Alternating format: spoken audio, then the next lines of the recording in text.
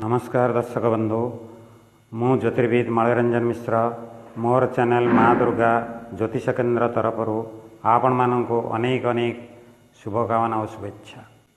आज आम आलोचना करवा बृहस्पति चलन विषय। देवगुरु बृहस्पति गत 15/5/2025 तारीख गुरुवार दिन वृष राशि मृगशिरा नक्षत्र युक्त मिथुन राशि की सुचारू रूपे गमन करिसेंती। बृहस्पति ग्रह मिथुन राशि की गमन करने द्वारा केउ केउ राशिर शुभ फल प्राप्त होब, केउ केउ राशिर अशुभ प्राप्त होब। बृहस्पति जो 12टी घर रही 1 ठार आरंभ करी 12 जाके यारी भितरे बृहस्पति 5टी जगार शुभ फल प्रदान करती। द्वितीय, पंचम, सप्तम, नवम, एकादश। जेहेतु बृहस्पति वर्तमान मिथुन राशि अच्छी तेणु वृष राशि वर्तमान द्वितीय बृहस्पति, सिंह राशि एकादश बृहस्पति, तुला राशि नवम बृहस्पति, धनु राशि सप्तम बृहस्पति, कुंभ राशि पंचम बृहस्पति। यही 5टी राशि शुभ फल प्राप्त करेंगे। आमर गोटे श्लोक अच्छी जे जीवे द्वितीय धनधान्य भोगी सुतार्थ लाभ नवपंचकेशु जामित्र संस्थे विपुलाश्च लक्ष्मीश्चैव एकादशे सर्वं फलं ददाति। यार अर्थ कौन? जीव अर्थ बृहस्पति, जीवे द्वितीय धनधान्य भोगी। बृहस्पति जदि द्वितीय रुहंती बा गोचर मतरे द्वितीय स्थान में रुहंती तेबे व्यक्ति की धनधान्य प्राप्त हुए। सुतार्थ लाभ नवपंचकेशु, सुतार्थ पुत्र। जदि पंचमस्थ गोचर मतरे बृहस्पति पंचमस्थ होती ताले पुत्र प्राप्तिर संभावना थाए। जदि बृहस्पति गोचर मतरे नवमस्थ होती तेबे धनधान्य प्राप्ति हुए। जदि बृहस्पति गोचर मतरे सप्तमस्थ होती ताले लक्ष्मी प्राप्ति हुए। जदि बृहस्पति एकादश रुहंती सबु प्रकार सुख ऐश्वर्य प्राप्ति हुए। यह तो गला आमर श्लोक बा पुराण शास्त्र अनुजाई। किंतु आउ गोटे कथा हूँ जो दिन बृहस्पति चलन है से दिन केउ केउ राशि की चंद्र शुद्धि थिला। ये जो 5टी राशि कहली वृष, सिंह, तुला, धनु, कुंभ, ये 5टी राशि मध्यरु वृष, सिंह, धनु, कुंभ ये 4टी राशि सेन चंद्र शुद्धि थिला। तुला राशि से दिन चंद्र शुद्धि नथिला। तुला राशि ये 4टी राशि ठारू कम शुभफल प्राप्ति हे, अर्थात मध्यम धरण शुभफल प्राप्ति हे। जेहेतु से दिन चंद्र अशुद्धि थिला तेणु मध्यम धरण शुभफल प्राप्ति हे। आउ जो बाकी 7 राशि रहिले से 7 राशि कहार क्यों बृहस्पति है।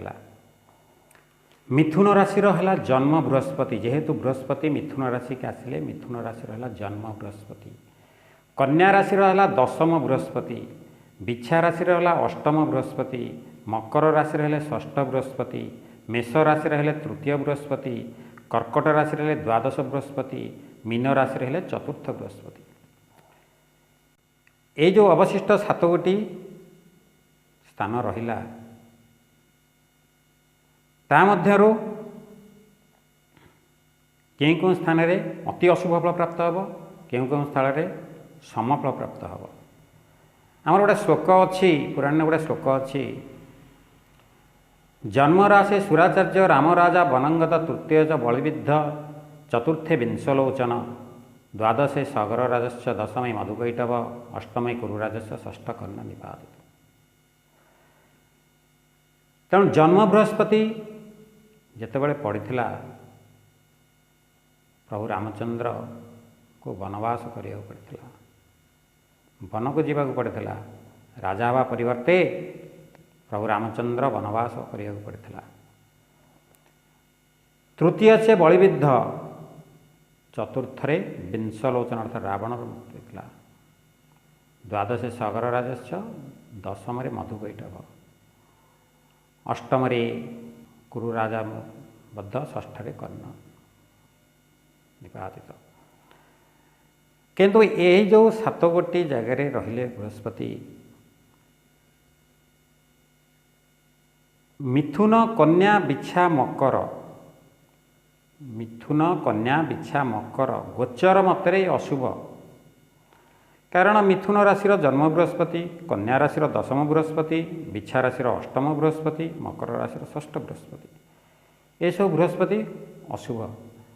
किंतु से दिनर ये राशि मानकर चंद्रशुद्धि थिला, जेहेतु चंद्रशुद्धि थिला तेणु करी यही राशि माने समफल प्राप्त है, अर्थात बेसी शुभ नुहे कि बेसी अशुभ नुहे, समफल प्राप्त है।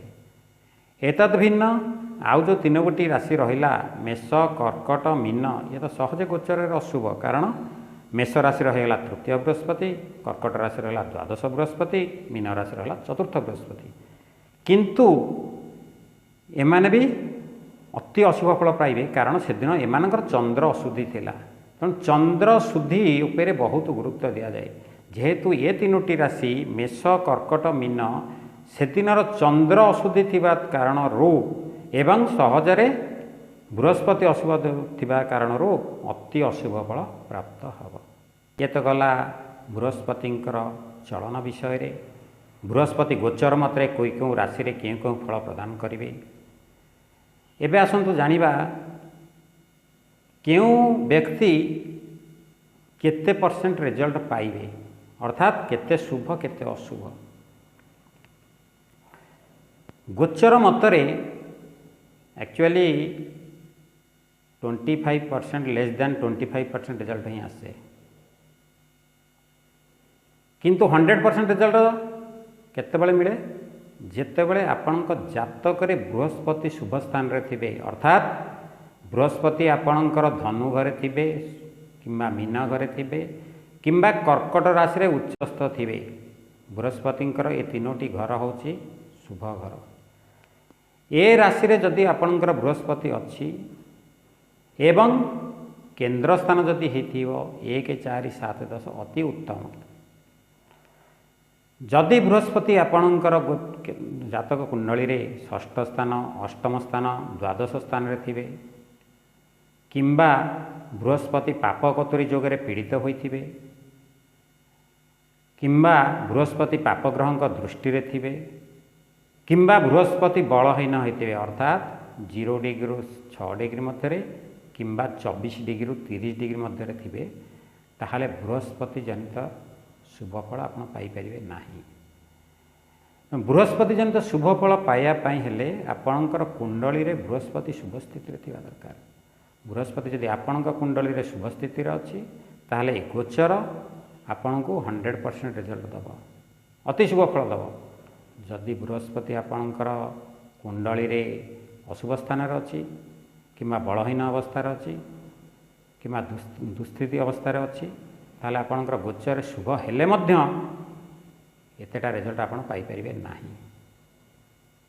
तेणुक सबूर मुख्य कारण होची आपणकर बृहस्पति कुंडली रे केउं स्थान रे केउं अवस्थार अछंती सेटा प्रथमे जानिबा दरकार।